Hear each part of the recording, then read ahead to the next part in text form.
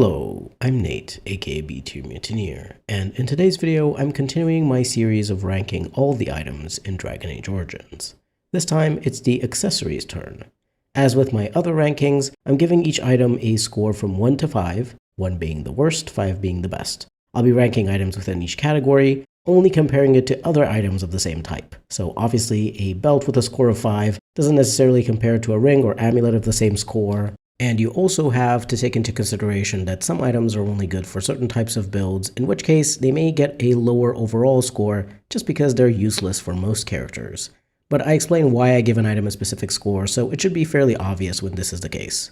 Before we get into the rankings, I'll take a moment to say a special thank you to my members who help keep this channel running. I'd really appreciate it if you'd consider joining as a member to support me and unlock perks like early access to videos. Joining is very much appreciated, but not required. I am always thankful, even if you just take the time to like the video and maybe leave a comment. We'll start the ranking with belts. Andrew's Blessing grants +2 to all attributes, +20% nature resistance, +1 combat mana and stamina regen, and +10 physical resistance. You can buy it from the Quartermaster in the Circle Tower for a huge price of 106 gold and 2 silver. This is one of those top-tier items that is super expensive, so while it's great, you'll have to decide which of these items to buy in your playthrough, because if you play the game normally and don't use any exploits, you'll only have enough money to buy a few of these. Bonuses to all attributes are always great for all characters, though warriors and rogues make more use of it than mages, who are fine with mostly magic and willpower. The nature resistance is kind of useless, and the physical resistance is only marginally useful. However, the real strength of this belt is the +2 to stamina/mana regen, because the +1 to each actually means a total of +2, since mana regen turns to stamina and vice versa. So you'll find that this belt is amazing if you have a character who wants to have high stamina or mana regen in order to have certain sustained abilities active, like the Arcane Warrior with Shimmering Shield, for example. I have to give Andrew's Blessing a 5. It truly is amazing due to the attribute bonuses and the energy regen. Archivist's Sash increases experience from Codex entries by 50% and can be bought from the Wonders of Thedas shop in Denram. This belt only works if it's equipped on the Warden and increases the XP from newly discovered Codex entries from 50 to 75.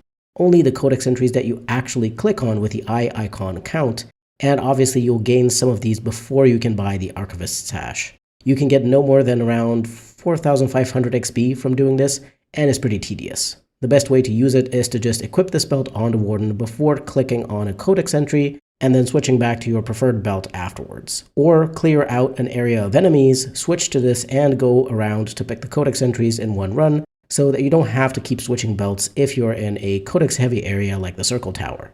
In any case, I personally don't think this extra XP is all that necessary, since with the inclusion of the DLCs, you can get a very decent amount of character levels, even if you don't do all the side quests in the game. So the Archivist Sash is going to get a score of 1. With how tedious it is to use and how little effect it has on your XP, if you get it super early and use it everywhere, you can expect a gain of about a third or half of a level. It's just not worth the effort. Belt of the Magister Lords grants +3 spell power and is looted from the corpse of an adventurer at the end of the Gauntlet as part of the Urn of Sacred Ashes quest. This is a great little belt for mages that you can get for free as part of following a main quest, so that's always nice to see. Spell power increases the damage and potency of other effects of your spells, so it's the main thing that most mages are interested in. However, the effect isn't super strong and there's nothing else paired up with it, so I can only give this a 3 out of 5. Borders Yet to Be grants +2 willpower and is a low gain restricted belt that he is equipped with automatically when you recruit him. As far as companion accessories go, this is a bad one, because this willpower bonus just means +10 stamina and a tiny bit of mental resistance, which is useless. So this belt gets a 1. Give Loghain a better belt. Buckle of the Winds grants +3 defense and is randomly found in containers in the Circle Tower, both during the Mage Origin and the Broken Circle main quest. You'll see that there aren't too many belts with good effects overall, so the bonus to defense is pretty decent for a dex-focused character like a weapon and shield tank or a dual-wielding warrior or rogue who wants to avoid enemy attacks as much as possible. Is it the best belt? No, not at all. But it's very solid and you can get it for free if you get lucky with what you find as random loot. 3 out of 5. Cinch of Skillful Maneuvering grants +1 to all attributes, +10% spell resistance, and +10% dodge chance. This is a DLC-related item that you unlock by obtaining an achievement in the Witch Hunt DLC. you need to gather all the lore of Kadash Taig. Afterwards, you will have access to this item in your inventory from the beginning of the game. This is another amazing belt, which makes sense since it's a DLC item and one you get by completing an achievement at that. But this achievement isn't that hard to complete compared to some of the other DLC items I'll mention later, so I do feel like it's a bit too overpowered. Bonuses to all attributes are amazing for all characters, but warriors and rogues specifically, as I already said. Spell resistance is super useful for any character who is likely to be targeted by a spellcaster, generally melee characters. And dodge chance helps you have an extra chance to avoid physical attacks in melee or from range, in addition to your defense score. So that's also great for tanks and dual-wielding characters. However, I will say that while all these effects are great, this belt is still not as overpowered as Andrew's Blessing, since it doesn't have enough stats to compare to the great utility of that +2 mana/stamina regen, so I'll give the Cinch of Skillful Maneuvering a 4 out of 5. Chord of Shattered Dreams grants +3 willpower and +10 mental resistance. This is a DLC item you can obtain by defeating Kitty in Honleith, and it's mage restricted. Frankly, I wouldn't even use this belt at low levels. +3 willpower means +15 mana, and the mental resistance is useless since very few enemy abilities or spells have a mental res check. 2 out of 5 since at least the stamina is somewhat useful, but this is only useful until you find something better, which is likely to happen fairly quickly. Creationist's Chord grants +10% fire res and +10% to healing effects received. You find this on the corpse of a blood mage in the senior mage quarters in the Circle Tower during Broken Circle. In the vanilla game, the healing effects bonus isn't implemented, so you'd only use this for the fire resistance, which can be useful against a few enemies, but it's not worth occupying your belt slot for only 10% fire res. With Dane's Fixes, the healing effect bonus is implemented, but even then, this just doesn't feel like a significant enough bonus to be worth using, unless maybe you're fighting a dragon and really want that fire resistance on your tank, and the healing bonus helps your mages keep the tank topped up on health more easily. It's a 1 out of 5 for me though, I never use it. Dalish Leather Belt grants +0.75 combat stamina regen, and is obtained from a sarcophagus in the Elven Ruins during the Dalish Elf origin. It's restricted to warriors and rogues. Stamina regen is always useful, but in particular if you have certain sustained abilities that have a penalty to stamina regen, so that you can offset that penalty and keep them sustained indefinitely. The Momentum Sustain, for example, is one of those sustained abilities a dual-wielding rogue or warrior cares about. For this purpose, this is a great starting belt to get for your warden, and could also be used on your warrior or rogue companions later on. 3 out of 5. Dalish Hunter's Belt also grants +0.75 combat stamina regen, but this one you can buy from Bodan in the party camp. It's also restricted to warriors and rogues. Essentially, it's the same belt, but for some reason they made 2 different items with the same stats instead of using the same one. In any case, this one is just as good, though obviously you will have to spend a bit of money to get it. It's very much worth it though, as this is a nice early game belt to have. 3 out of 5. Destructionist's Belt grants +0.5 combat mana regen and +3 spell power, and is mage restricted. You can buy this from Ruck and Orton Taig as part of the Dwarven main quest. The thing about this belt is that it's great for mages, but unfortunately you'll likely get it so late that you don't really care about it anymore. It's better than the Belt of the Magister Lord since it has the mana regen on top of the spell power bonus, so due to that plus the general lack of good mage belts, you'll likely still find this somewhat useful, but it's a shame that unless you rush the Dwarven quest earlier, and you have to be good enough at the game to be able to do that successfully, you'll only be able to use this belt for a couple of main quests. The Landsmeet, the final battle, and maybe 1 or 2 extra quests if you did the dwarves a bit earlier than last. Still, it's a good belt, so it gets a 4 out of 5. Dwarven Smith's Belt grants +1 armor and can be bought from Farron in the Frostback Mountains. Considering the general lack of great options for belts, the armor bonus isn't bad and can be useful for a tanky character focused on armor and health instead of defense. 2 out of 5. Dwarven Warrior's Belt grants +1 strength and +1 armor, but you can only obtain this as part of the Dwarf Commoner origin by looting Barat. This is a very decent belt for warriors, especially two-handers who are generally focused on higher armor and health instead of defense, because they put a lot of points into strength. 2 out of 5, I'd give it a 3, but you only get it as a Dwarf Commoner, which sucks. Dwarven Merchant's Belt grants increased monetary gain and can be bought from Bodan in the party camp. In a vanilla game, this doesn't work properly, but if you have Dane's Fixes, it's implemented. But the effect isn't really great. You get 5% extra gold from killing enemies for each such item equipped on the person dealing the killing blow. Sometimes enemies don't even drop any money, so I have never found any use for these types of items. 1 out of 5.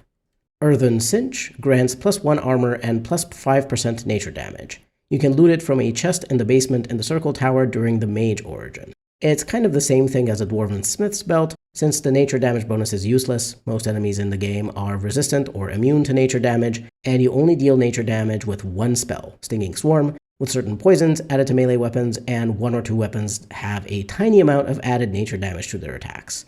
2 out of 5, fine for the armor, but it's not great.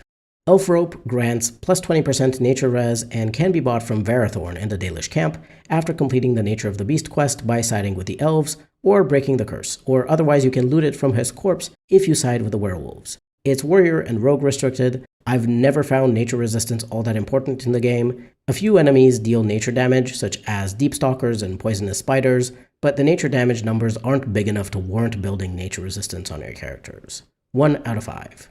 Embree's Many Pockets grants +5% to all elemental resistances. It's a DLC promo item you should have in your inventory from the beginning of the game. It's a pretty decent thing for a tank, though there's better things like the Cinch of Skillful Maneuvering and Andrew's Belt, which overall grant you better bonuses. But for an early game belt, it's alright, especially if you pair it with more significant sources of elemental resistances, in case you're up against an enemy that does mostly one type of damage, like Rage Demons or Dragons dealing fire. 2 out of 5. Ephemeralist's Belt grants 1% spirit res and is found in a crate in the basement during the Mage origin. 1% of any elemental resistance is useless, so the only use for picking this up is to sell it later. 1 out of 5.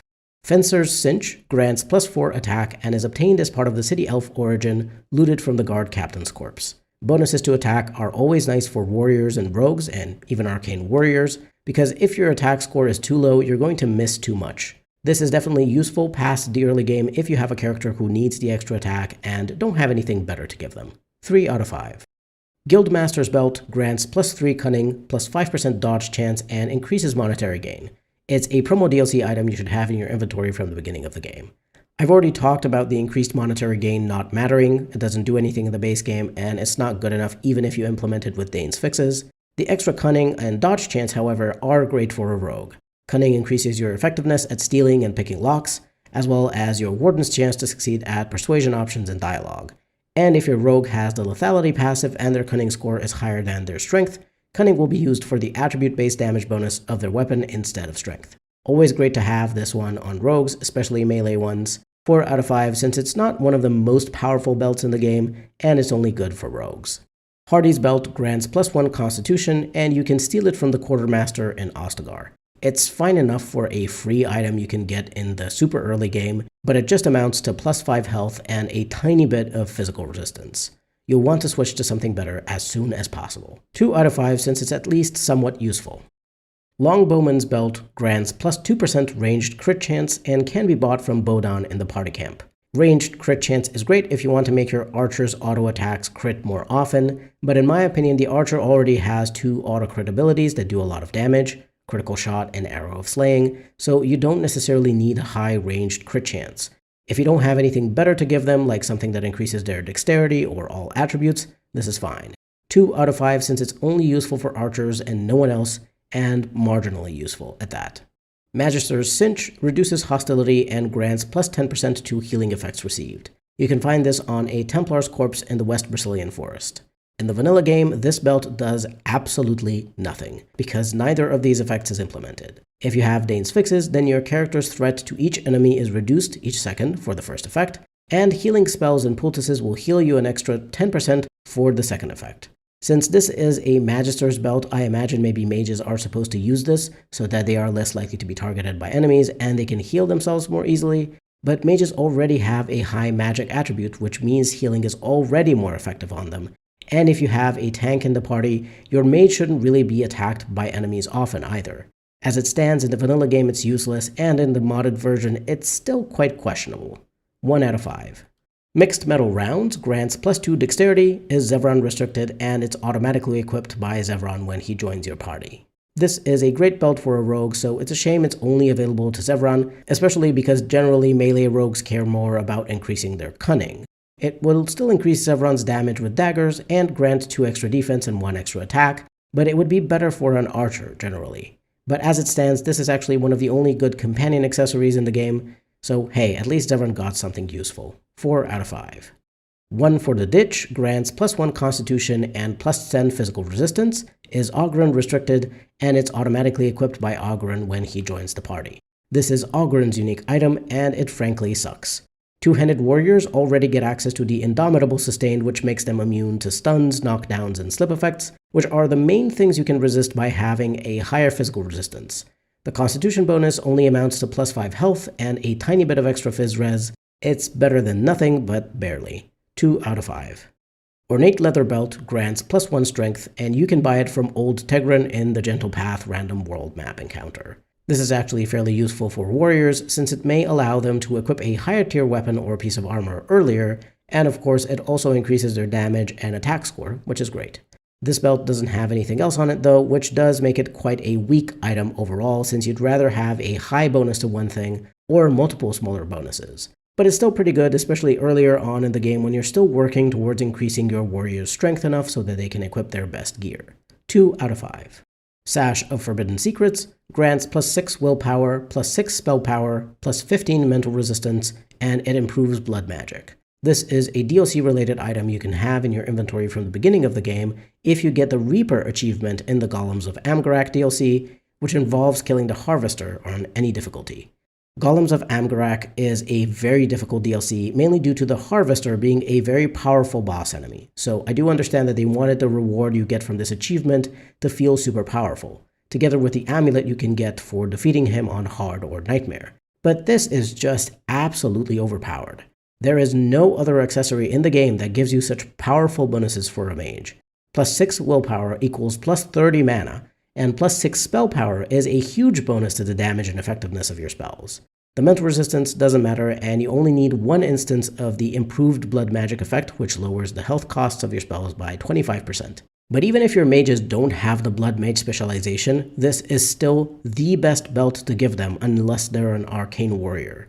5 out of 5. Shadow Belt grants +3% melee crit chance and reduces hostility. You can get it by completing the side quest Ancient History as part of the Warden's Keep DLC. The reduced hostility effect isn't implemented in the vanilla game, but it works if you have Dane's Fixes and actually reduces the character's threat towards all enemies. The melee crit chance is very nice because there aren't actually that many auto-crit abilities for melee rogues, which I assume are the intended character build for this belt. Yes, melee rogues can backstab enemies, but there may be certain situations where enemies are immune to backstabs, or it's very hard to get into a proper position. In that case, you'd very much want your auto attacks to be able to crit. There are other good belts for rogues that you may value more, like the Guildmaster's belt for the extra cunning, or the Cinch of Skillful Maneuvering for the dodge chance and bonus to all attributes. But as a pure rogue-focused item, this is pretty nice, especially if you have Dane's Fixes and have the reduced threat as well. 3 out of 5. Silver Arran grants +2 magic, is Wynn restricted, and it's automatically equipped by Wynn when she joins your party. This is Wynn's unique item, and it's a very good one for a mage.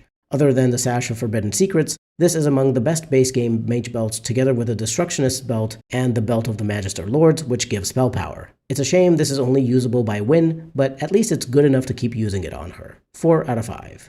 Sword Belt grants +1 armor penetration and is sold by Gorham and Denram in his updated stock after you complete 3 main quests.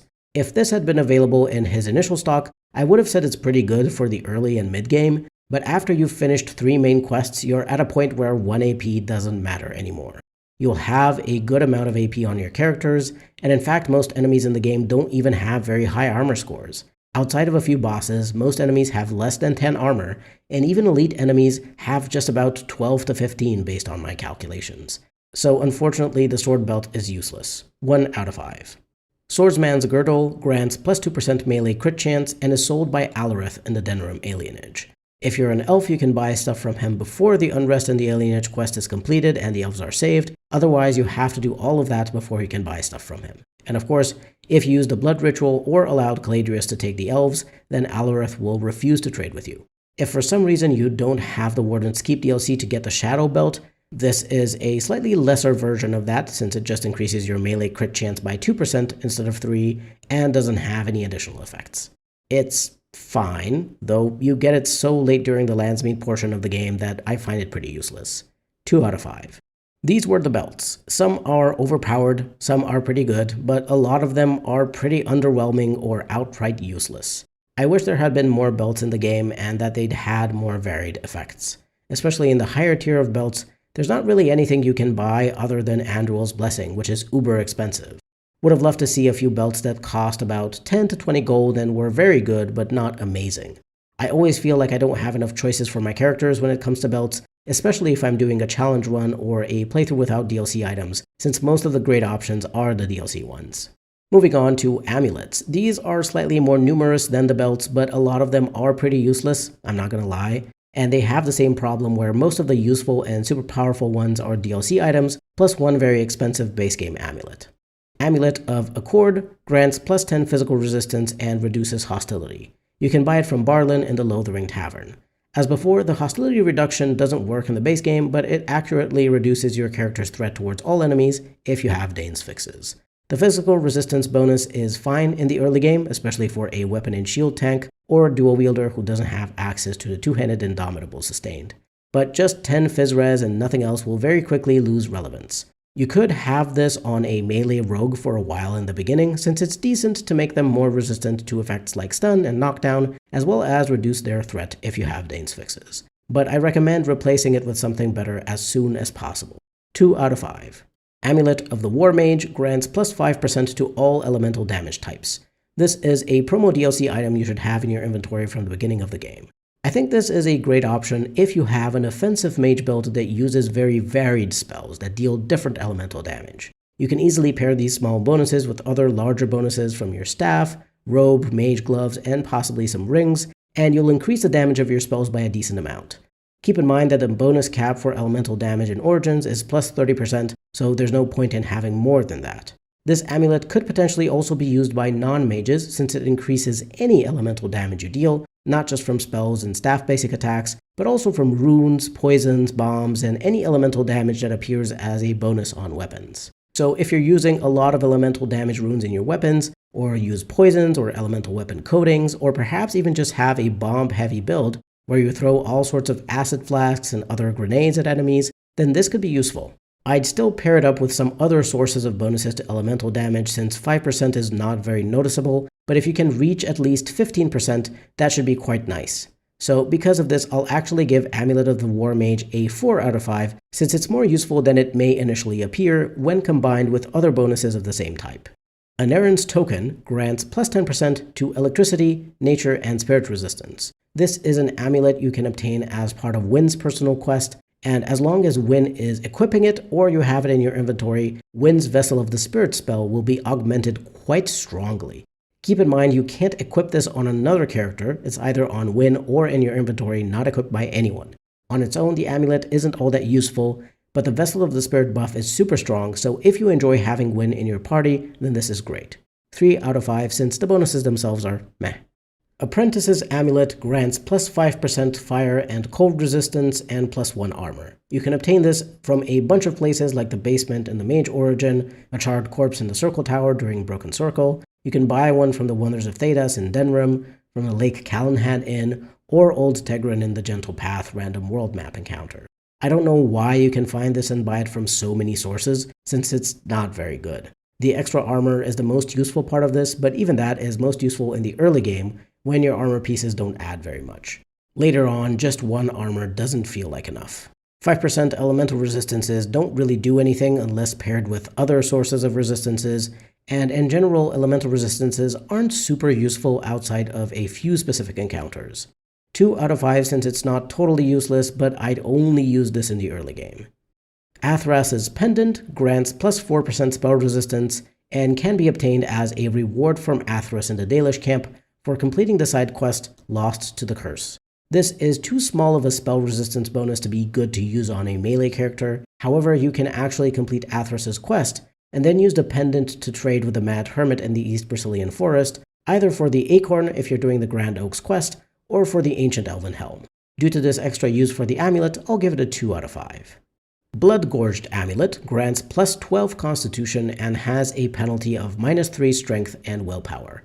This is a DLC item you obtain in Kadash Taig as part of the Stone Prisoner DLC after you complete the Dwarven main quest. This is a good item for someone who needs a high health pool, like a warrior focused on high armor and health instead of high defenses, or a blood mage who wants more health to cast spells with. You get a huge plus 60 health from this, so even with the penalties it's still very strong if you need the health. 4 out of 5 since it is somewhat situational.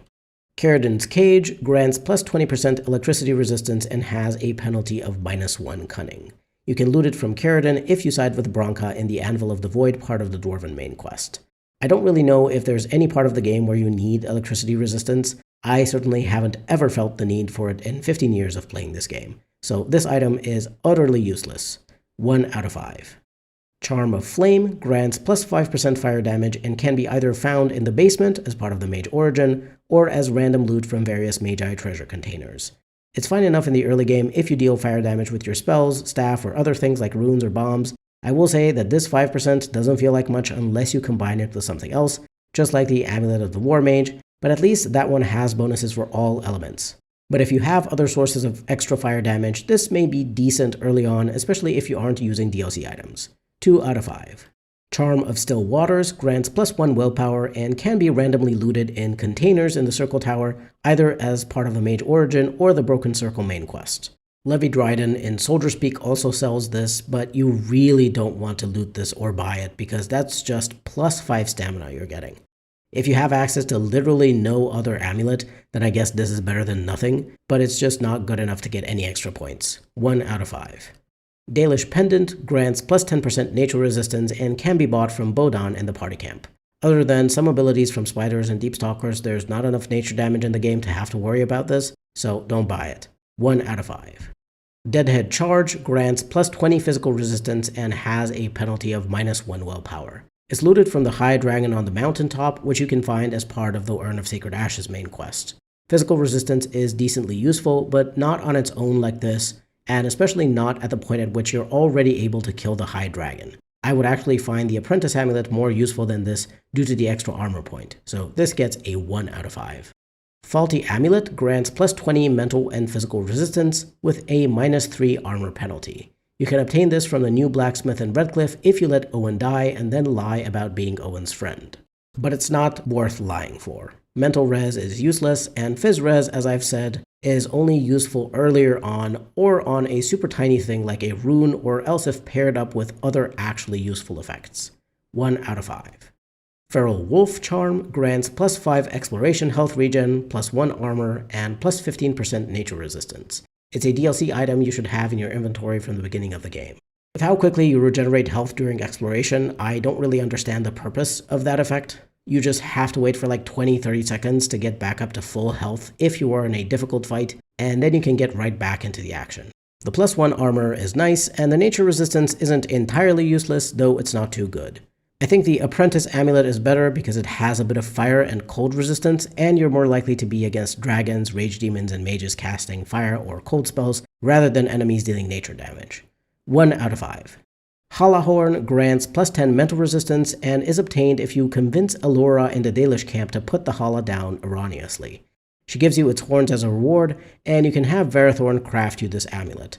It's not worth completing the quest the wrong way, since mental resistance is useless. 1 out of 5. Hearthstone Pendant grants plus 10% cold resistance and can be bought from the Wonders of Thedas in Denrim.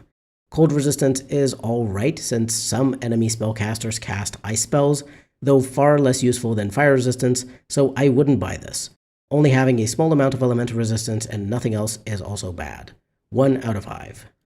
Heart of Witherfang grants plus 1 strength, plus 1 magic, and plus 50% nature resistance.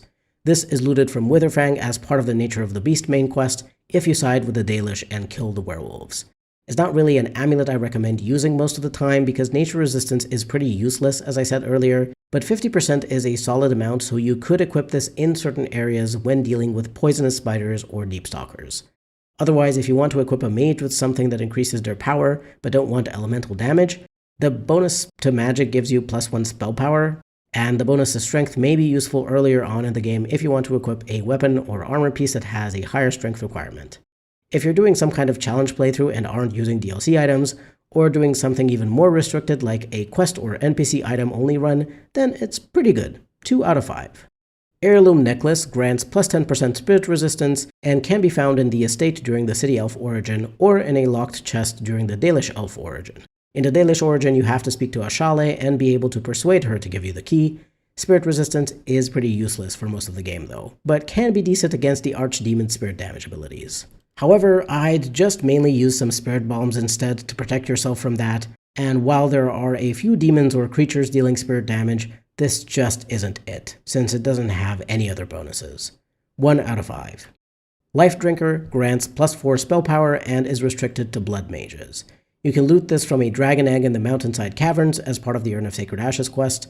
It's a great mage item and one of the only reasons I'd ever choose the blood mage specialization, since otherwise I don't like using it. Plus 4 spell power is great, and there's no other amulet in the game that grants the same amount through bonuses to the magic attribute. 3 out of 5 since it's only usable by blood mages. Magister's Shield grants plus 6 defense, plus 12 missile deflection, plus 4% spell resistance, and has a minus 10% nature resistance penalty. It's found in the deserted building in Denrim as part of the side quest The Last Request. This is a very frustrating quest due to the fact that the game tends to crash a lot, even with the LLA patch or other fixes, so I usually don't bother getting it. The bonuses are great for a dexterity and defense focused character like a weapon and shield tank, or perhaps a more defensive dual wielder. 3 out of 5. Mark of Vigilance is Magister's Shield younger sibling, granting plus 6 defense, plus 2% spell resistance, and plus 5 mental resistance. It's a DLC item you have in your inventory from the beginning of the game. It's not nearly as good as Magister's Shield, but you just have it and don't have to deal with the deserted building crashes, so most of the time I just use this on a tank like Alistair, since it's a perfectly decent defensive amulet. 3 out of 5. Mud Idol grants plus 10% cold resistance. You can loot this from a chest in the Korkari Wilds. As before, things that only grant one type of resistance and a small amount at that aren't really useful. 1 out of 5. North Ward grants plus 20 mental resistance and has a penalty of minus 1 strength. This is a possible drop from the Hurlock General in the Denrim alienage during the final battle. I debated whether to include this item not only because it's a rare drop, but also because you get it in the final battle, and you know how I feel about those items. You can't use them for anything at all other than maybe a portion of the final battle, and a couple of DLCs if for some reason you decided to leave them to be finished after the main quest. But on top of that, this item is useless. As I mentioned before, mental res doesn't matter because barely any enemies have abilities that require a mental resistance check. 1 out of 5. Parvolan Willstone grants plus 2 willpower and is sold by Bodan in the party camp. This is a slightly more expensive version of the Shaper's Amulet that I'll discuss later, and it basically just gives you plus 10 stamina. It's not really worth buying, especially since the Shaper's Amulet is cheaper. But 10 stamina in my opinion isn't worth spending any money on if that's the only bonus you're getting. 1 out of 5. Pearl of the Anointed grants plus 1 to all attributes and increased monetary gain. It's a DLC item you have in your inventory from the beginning of the game. The increased monetary gain doesn't do anything in a vanilla game and barely does anything with Dane's fixes. However, the bonus to all attributes is great for a character of any class, so this makes for a decent amulet for everyone. 4 out of 5 due to the versatility. Reflection grants plus 1 constitution and plus 15% to healing effects received. The Warden gets this as a reward during the Gauntlet as part of the Urn of Sacred Ashes main quest. This is mostly useless in the vanilla game since the healing effects bonus doesn't work, but with Dane's fixes it could be a decent item in the early and mid game for a tankier character you want to be able to heal more easily with poultices and spells. There's better items you may want for a tank, but this one isn't bad since it's free, as long as the healing effects bonus works. 2 out of 5. Sailor's Charm grants plus 10% electricity resistance and is found in a vanity in the Circle Tower's Great Hall as part of the Broken Circle main quest. As per usual, most elemental resistances are useless, especially in small amounts and on their own. 1 out of 5. Seeker's Circle grants plus 1 cunning, plus 10 mental resistance, and is Liliana restricted. It's automatically equipped by Liliana when she joins your party. The plus 1 cunning is nice, though you can get that and more with Pearl of the Anointed, and a lot more with a DLC-related amulet that I'll rank a bit later. The cunning is more useful than what other companions get on their accessory, since cunning affects stealing and picking locks, armor penetration, certain rogue talents, and so on. Not great that it's just a plus 1, but what can you do? 2 out of 5. Shaper's Amulet grants plus 2 willpower, so it's the same as the Parvolan Willstone. You can buy it from Levi Dryden in Soldier's Peak as part of the Warden's Keep DLC, and it's cheaper than the Willstone. but I still recommend against buying it unless you for some reason really need that extra plus 10 stamina, because this small amount of stamina just isn't enough to be worth it. 1 out of 5. Shiver grants plus 20% cold resistance and has a penalty of -1 dexterity. It's found on a Desired Demon's corpse in the Circle Tower's Great Hall as part of the Broken Circle main quest. Cold res isn't very useful, the dex penalty is bad, so this is just useless. Pick it up to sell it, but nothing more. 1 out of 5. Silver Cord grants plus 5% spirit resistance and plus 2% spell resistance. You loot it from an ogre's corpse in the West Brazilian forest. Both resistances are too small to be worth using, so 1 out of 5. Smith's Heart grants plus 20% fire resistance and has a penalty of -1 dexterity. You loot this from a cocoon in Ortan Taig. Super similar to Shiver, but at least this one has fire resistance, which could potentially be useful in more situations. Lots of Darkspawn emissaries cast fire spells, and rage demons and dragons deal fire damage, so it's slightly more useful if by the point you get this you still have any of those enemies to deal with. But I don't recommend using it all the time. Just equip it in fights where you'll actually deal with fire damage. 2 out of 5. Spirit Charm grants plus 10% fire resistance and is looted from a chest in the storage caves that you can get access to as part of the Infested Storeroom side quest in the Mage Origin. It's fine for the early game since, as I said, there's more enemies dealing fire damage, but once again, I'd only recommend using it specifically in fights against those enemies. 10% fire res is also a bit too small of a bonus, so if you have much better amulets that give you other good defensive stats, don't even bother with this. Still, it's marginally useful, so 2 out of 5. Spirit Ward grants plus 10% spirit resistance and is a quest reward for completing Lost Templar during the Landsmeet portion of the game in Denrim. Very few enemies deal spirit damage, and by that point in the game, you've already completed all the main quests too, so it's not useful. Against the Archdemon spirit damage abilities, I just recommend using Spirit Bombs that you can get a decent amount of by the end of the game from random loot or buying a few from merchants. 1 out of 5. Temperament grants plus 10 mental resistance and is sold by Old Tegrin in the Gentle Path random world map encounter. Mental res is useless. 1 out of 5. The High Regard of House Dace grants plus 6 cunning, plus 7% melee crit chance, plus 1 combat stamina regen, plus 50 stamina, and plus 30 missile deflection. This is a DLC-related item that requires you to defeat the Harvester on Hard or Nightmare difficulty in the Golems of Amgarak DLC. Afterwards, you'll have this extremely overpowered item in your inventory from the beginning of the game. This is absolutely amazing for a melee rogue due to the large 7% melee crit chance bonus, and also the cunning helps them out, especially with the coup de grace passive that gets them extra attribute-based damage for their daggers. Of course, cunning also adds armor penetration and increases stealing and lockpicking, as well as the Warden's effectiveness in persuasion checks and dialogue. This is the best rogue amulet, hands down. And while I do understand that you want to reward players with a cool item for completing a really hard achievement, this is far too overpowered compared to most of the items in the game, including other DLC items. 5 out of 5. The Spell Word grants plus 5 willpower, plus 8 exploration health regen, plus 30% spell resistance, plus 10% dodge chance, and plus 6 missile deflection. You can buy it from Bodan in the party camp for almost 88 gold. It's the best base game amulet, and is especially useful for a tanky melee character due to the dodge chance, spell resistance, and missile deflection. I'd use it more on a weapon and shield or dual wielding character because they already tend to have higher defense, and would appreciate the dodge chance and missile deflection more, but obviously a two-handed character could also find these stats useful, plus the willpower grants them plus 25 extra stamina, which is always useful for using abilities more often. 5 out of 5, though obviously it's not quite on the same level as the High Regard of House Dace. Verathorn's Amulet grants plus 20% nature resistance and has a penalty of -1 constitution. You can get Verathorn to craft you this amulet if you refuse the other items he offers to craft for you during the rare Ironbark side quest. But the other items, the chest piece in particular, are far more useful and at least have a better selling value, so I don't recommend getting this. As before, one single elemental resistance, nature in particular, isn't really relevant enough to care about. 1 out of 5. Warden's Oath grants plus 2 constitution and is given to the Warden after completing the joining ritual in Ostagar. It's restricted to the Warden. If you have Dane's Fixes, there's an optional tweak in there that gives Alistair another amulet of the same type, since this amulet is supposed to be given to all the Wardens who survive the joining ritual. In any case, the plus 10 health is a decent bonus in the early game, especially for a melee rogue or warrior who will get hit more often than a mage.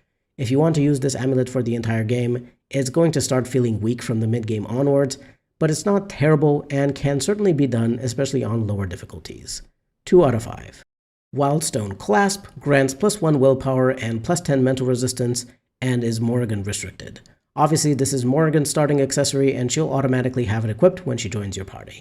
This amulet unfortunately sucks since only the +1 willpower is worth anything, but it's still just +5 mana. Switch it with something better as soon as you can. Hell, even the Shaper's Amulet or the Parvolin Willstone are technically better since they'd give Morrigan +10 mana instead of just +5. 1 out of 5. So these were the amulets. As you can see, there are a few very powerful options, but just like the belts, so many of them are useless or barely worth using. Some are in particular really weird because you obtain them so late in the game and don't have any reason to use them since they were only useful in a few specific fights. I don't really know what to think about the item design in Origins overall, but I think there's a lot of issues that show even more in the accessories. Moving on to rings. These can be very useful to round out a character's build, especially because there's a lot of solid options, as you'll see. I will say that I think there's too few rings in the game considering the fact that each character has 2 ring slots, other than Shale and the dog, only 35 rings, and some of them are restricted to characters of a particular origin, plus some of them are DLC items and you may not want to use them if you're doing some kind of challenge playthrough, and in that case the ring pool gets even smaller. Band of Fire grants +3 Constitution, +25% Fire Res, and +10% Spirit Res. It's a promo DLC item you should have from the beginning of the game. This is a great option for a character in the front line, in particular a tank. +15 health and a bit of physical resistance is nice, plus you get fire resistance, which is the most useful elemental resistance in the game, since a decent amount of enemies deal fire damage. Spirit resistance is not as useful, but there are some enemies dealing spirit damage, and of course the Archdemon in the final fight. Overall, a super solid defensive choice for tanks, so it gets a 4 out of 5. Blood Ring grants +5% spirit damage and improves blood magic. It's obviously restricted to blood mages. You can obtain this by doing the Proving After Dark quest in the Orzammar Proving area. This is not necessarily a great ring for blood mages, since other than the blood magic buff which reduces the health cost of your spells by 25%, you're not getting enough bonuses. It's way better to get your blood magic buff from another item if possible, like the Sash of Forbidden Secrets or the Robes of Avernus. Both of those items are from DLCs, however, so the Blood Ring is a much needed blood mage item in the base game. So for that, it gets a 3 out of 5.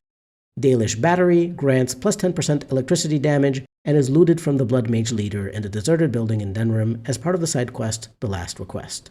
As I mentioned previously in the Amulet section, the deserted building can be very frustrating to go through due to frequent crashes even with patches that improve the game's stability. The bonus to electricity damage also isn't the most amazing thing ever. There are only 4 spells that deal electricity damage, and I guess you could also equip this on a character using a lot of lightning runes, and possibly a shock coating on their melee weapons. Still, a simple 10% increase to electricity damage doesn't feel powerful enough to be worth going into this prone-to-crash area, so the Dalish Battery gets a 2 out of 5. Dalish Promise Ring grants +1 combat health regen, +15% to healing effects received, and it reduces hostility. It's a DLC item you should have in your inventory from the beginning of the game. In the vanilla game, the healing effects and reduced hostility properties don't work, so this ring is mostly useless unless you really need that health regen to help you keep a sustained ability that drains health up without having to constantly chug potions. But there's a way better ring for that purpose. With Dane's fixes, the other 2 effects are properly implemented, and so it becomes a far more useful ring. I'd personally give this to a mage and make them less likely to be attacked, and a blood mage would probably like the buff to healing effects, since their healing effects are reduced while the blood magic sustained is active. Otherwise, you could also give this to a melee rogue so they can be less likely to draw enemy attention due to the hostility reduction. 2 out of 5 in the vanilla game, 3 out of 5 with Dane's fixes. Dawn Ring grants +4 strength, -1 cunning, and is part of the Imperium Ring set. This is the only accessory set in the entire game, so I'm not making a separate section for it. You can obtain the Dawn Ring from Shiani during the final battle if you save the alienage, so essentially you won't be using this ring in Origins unless you really want to equip it for the rest of the final battle and maybe some DLCs. You'll likely just want to take it with you into the Awakening expansion, if anything. If used together with the Dusk Ring, the set bonus is +2 armor, which is fine but not anything special, because in total with both rings equipped, you get +3 strength and +2 cunning. It's really not worth using these rings together, so the set itself gets a 1 out of 5. The Dawn Ring itself would actually be great to have earlier in the game because of its big bonus to strength, which increases your physical damage and also allows you to equip higher tier weapons and armors. Unfortunately, since you get it so late at that point, it doesn't matter. I'll give it a 3 out of 5 due to its potential, but realistically it's a 1 out of 5 since you can't use it for 95% of the game. Dream Sever grants plus 10% spirit damage and is looted from the Mad Hermit in the East Brazilian Forest if you kill him. This is a good ring if you're playing as a mainly spirit and entropy focused mage, using spells that deal spirit damage to enemies. Otherwise, non-mages can't really deal spirit damage other than with a couple of poisons, the Soul Rot Bomb, and the Reaver's Aura of Pain Sustainability. I do like using spirit damage because most enemies aren't resistant to spirit damage, though they're also not weak to it, and I think a lot of the spirit and entropy spells are far more fun and interesting visually and thematically, so this gets a 3 out of 5. Dusk Ring grants plus 3 cunning, minus 1 strength, and is the other half of the Imperium Ring set. You can obtain this ring far earlier in the game than the Dawn Ring by killing the Greater Shade that ambushes you in the abandoned campsite in the West Brazilian Forest near the Grand Oak. This is a very nice ring for rogues to increase their effectiveness at stealing and lockpicking and disarming traps, as well as some offensive bonuses of course, especially for melee rogues. You can also use this ring to trade with the Mad Hermit, but I personally wouldn't trade this away since this is actually a very useful ring for rogues. If you're already using some of the best rings granting bonuses to all attributes and other useful stats on your rogues, then you could trade this, I guess.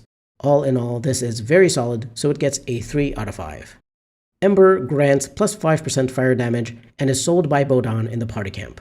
This bonus is so small that the only reason you'd want to get it is if you're at plus 25% for your fire damage bonus and want another 5% to get to the plus 30% cap. Otherwise, it's quite useless on its own since 5% doesn't mean very much unless you're doing huge amounts of fire damage already, and if you are, well, then you don't really need an extra 5%, do you? Anyway, not entirely useless, technically speaking, so it gets a 2 out of 5. Focus Ring grants plus 5% spirit damage and can only be obtained as random loot from boss rank Magi treasure containers. Despite its rarity, it's exactly the same thing as with Ember. If you aren't at the spirit damage bonus cap, then this is somewhat nice to have, but on its own it's not good. And at least Ember's fire damage is more of a common elemental damage type, so more characters could use it, whereas spirit damage is mainly used by mages and very little by other characters through a handful of poisons, the Soul Rot Bomb, and the Reaver's Aura of Pain Sustained. 1 out of 5 since it's less useful than Ember. Frost Shear grants plus 10% cold damage and can be looted from Tornos the Deserter in the Frostback Mountains if you kill him as part of the Blackstone Irregular's Dereliction of Duty side quest. This ring at least grants plus 10% to cold damage, so it's better than the previous two 5% rings, but cold damage isn't a great damage type because it's resisted by undead, and some of them are even immune to it. The main reason you want to use cold spells is because they can freeze enemies, not for the damage they do. So I wouldn't really bother using this ring unless you have a free slot for a mage who uses these cold spells a lot, like Morrigan, and needs the extra 10% to get to the 30% maximum. 2 out of 5. Golden Ring grants plus 1 Constitution and is found in the Mad Hermit's tree stump if you try to steal from it. Alternatively, I believe you can also trade for it with the Mad Hermit. I don't really think plus 5 health is all that useful when there are other rings that have larger bonuses to Constitution, like the Band of Fire or Life Giver, or rings that have bonuses to all attributes. If you're planning on killing the Mad Hermit, you might as well steal this from the stump first, and I guess it's decent in the early game if you have nothing else, but that's about it. 1 out of 5. Hailstone grants plus 5% cold damage and is sold by Bodan in the party camp. As before, cold damage isn't as useful as other elemental damage types, so I don't really recommend increasing it very much unless you have a character who already kind of has bonuses towards it, like Morrigan does with her robes.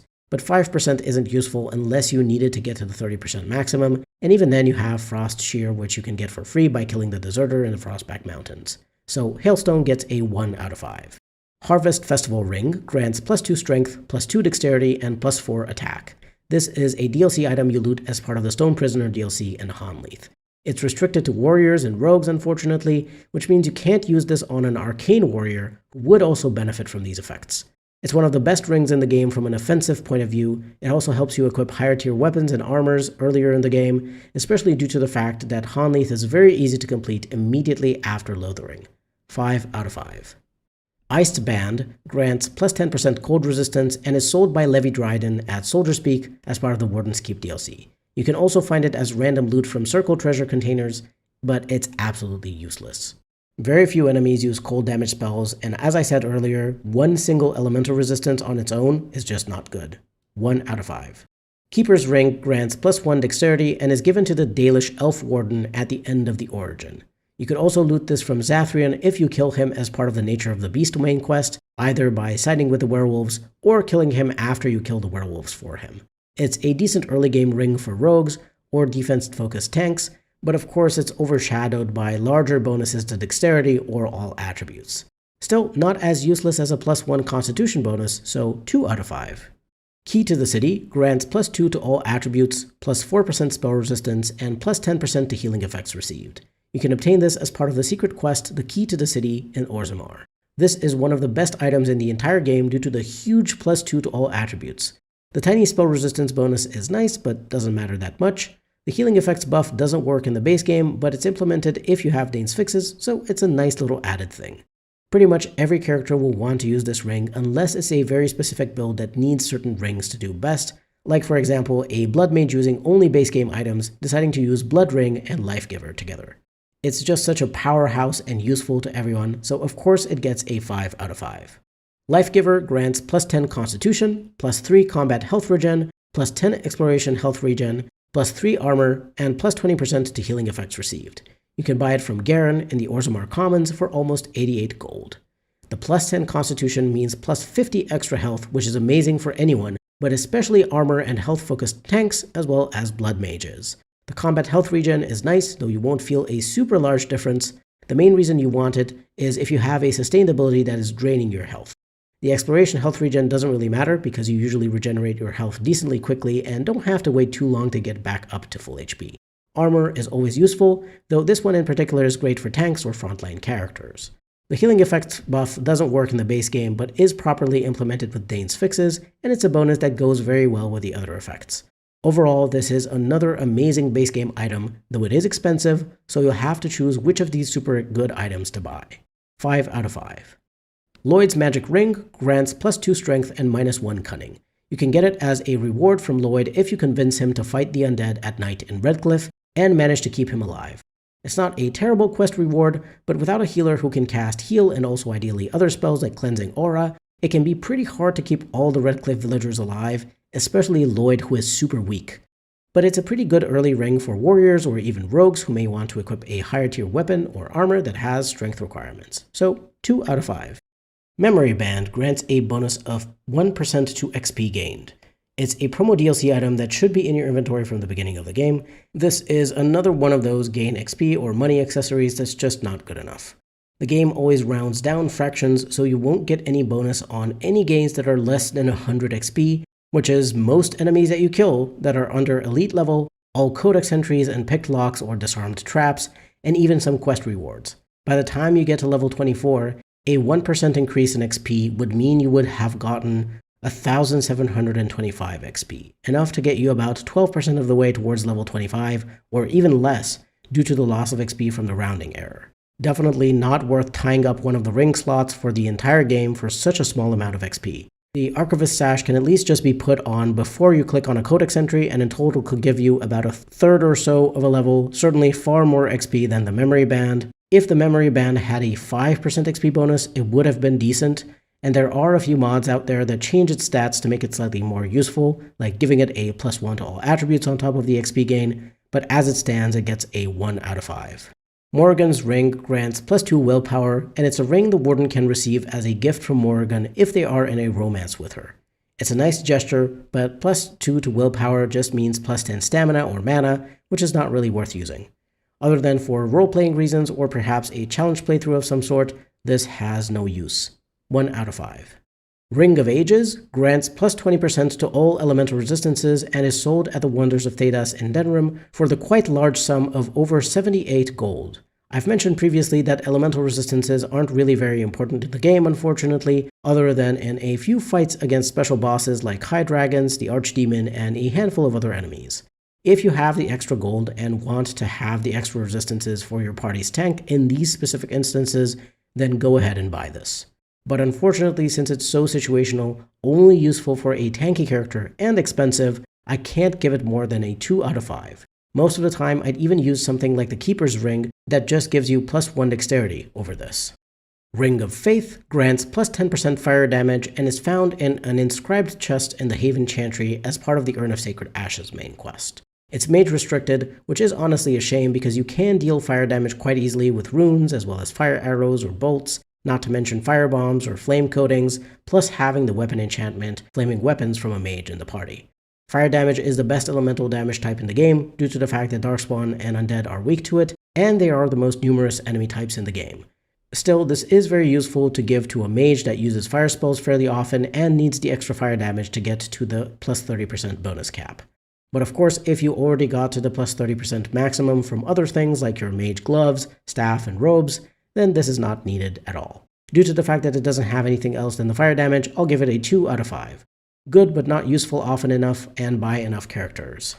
Ring of Selection grants plus 10% nature damage and is looted from the Broodmother as part of the Dwarven main quest. Nature damage is not great to focus on in the game since many enemies are resistant and even immune to it, so I always recommend staying away from nature damage because it isn't worth using unless you're doing it as some kind of challenge. 1 out of 5.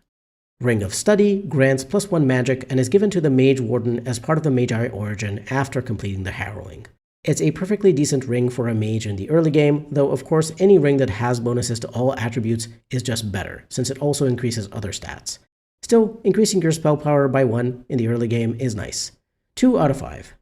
Ring of the Warrior grants plus 2 strength and plus 2 dexterity, and is looted as part of the Drifter's Cache side quest in the Deep Roads. This is a slightly lesser version of the Harvest Festival ring and can be worn by characters of any class, so you may actually find it useful to equip this on your Arcane Warriors for a bit of extra attack and defense. Though of course its main use is on warriors or rogues for bonus damage, attack, defense, and being able to equip higher tier weapons and armors more easily. You get this fairly late in the game due to it being looted in the Deep Roads, unless you choose to do the Dwarven main quest earlier on, which can be quite difficult. So it doesn't see a lot of use, but it's still better than the items you get during the Landsmeet, or worse, the final battle. 3 out of 5 if you get it late, since it's not as useful then. 4 out of 5 if you get it earlier. Runic Worry Token grants plus 1 willpower and plus 10 mental resistance, is restricted to Alistair, and of course, it's Alistair's unique accessory that he has automatically equipped when he joins your party.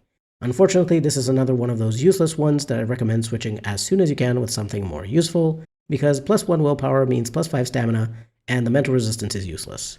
1 out of 5. It has a cool icon though. Seal of Rat Red grants plus 10 mental and physical resistance. This can be looted from the Adventurer Leader if you kill the adventuring party while doing the Careless Accusations quest for the Mage Collective. This is a better ring than Alistair's starting one, but only if you really need the extra physical resistance to make your character be less likely to be stunned, knocked down, paralyzed, or other effects of that nature. Personally, I've found that most of the time this ring isn't needed, since you can just give your frontliners one strong Hail rune that gives them Physres and that's enough, but your mileage may vary. Still, this is somewhat useful, so it gets a 2 out of 5.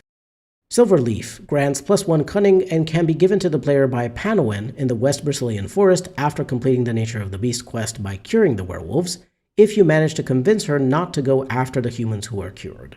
It's a decent early game ring for a rogue, but obviously anything with larger bonuses or a bonus to all attributes is much better. It's not useless, but it doesn't have a big impact. The best thing it can help you with earlier on is getting past a certain cunning plus skill threshold for picking locks, disarming traps, and stealing from higher ranked NPCs. 2 out of 5. Spiral Band grants plus 5% spirit damage and is sold by the Quartermaster in the Circle Tower. As I said before, spirit damage is nice if you're a mage focusing on those types of spells, since enemies aren't resistant to it for the most part, though they aren't weak to it either. 5% isn't good enough unless you already have 25 and are looking for the last bit to get you to the plus 30% bonus damage cap. Even so, I'd usually prefer staying at 25% and getting something that increases my mage's main stats instead. 1 out of 5. Surveyor grants plus 1 willpower and is acquired from the bandit leader at the entrance to Lothering if you convince him to give you everything they stole after beating him and his fellow highwaymen. Plus 5 mana or stamina isn't a meaningful enough bonus, even in the early game, so this is in essence useless. 1 out of 5. The Lucky Stone grants plus 1 to all attributes. It's a DLC item you should have in your inventory from the beginning of the game. As with literally all the items that have bonuses to all attributes, this is great, definitely useful for anyone regardless of their build. It's not as powerful as the Key to the City, but it's up there with the best rings in the game that I always give to my preferred party members. 4 out of 5. The Wicked Oath grants plus 10% critical or backstab damage, plus 1 armor penetration, and plus 1 combat stamina regen. It's a DLC item you should have in your inventory from the beginning of the game. This is a great item for a warrior or rogue damager, whether melee or ranged. You may specifically want to use this for the extra stamina regen for sustained abilities that have a stamina regen penalty, but don't sleep on the extra crit or backstab damage. Especially when you have other sources of it, you'll see your crits doing a ton of damage. 4 out of 5 since it's more situational than the best of the best. Thorn grants plus 5% nature damage and is sold by the Quartermaster in the Circle Tower. I've said it before, nature damage sucks due to enemy resistances and immunities, and 5% is barely anything, so I just don't recommend this ring at all. 1 out of 5.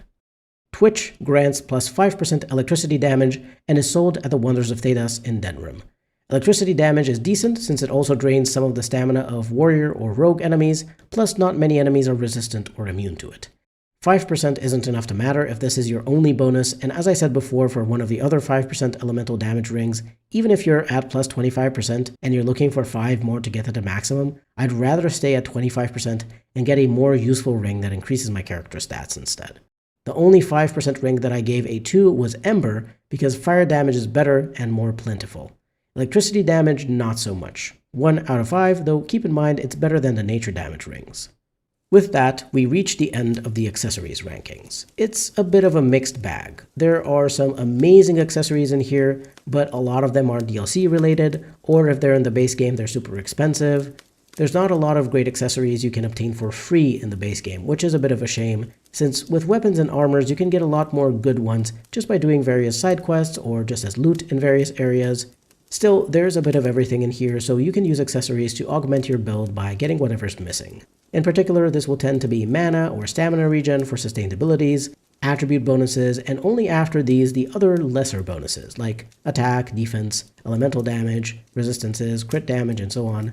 Every time I make one of these item ranking videos, I feel like making a huge overhaul mod that changes the stats of a lot of the items and adds new items to make things more interesting. Maybe one day I'll manage to make it, but today is not that day. Anyway, I hope you enjoyed this deep dive into the accessories in Dragon Age Origins and my ratings and thoughts on them. If you're looking forward to more videos about Dragon Age and other games I like, be sure to subscribe and leave a like and comment too. They really help. This has been B Tier Mutineer. Thank you very much for watching, and I'll see you next time.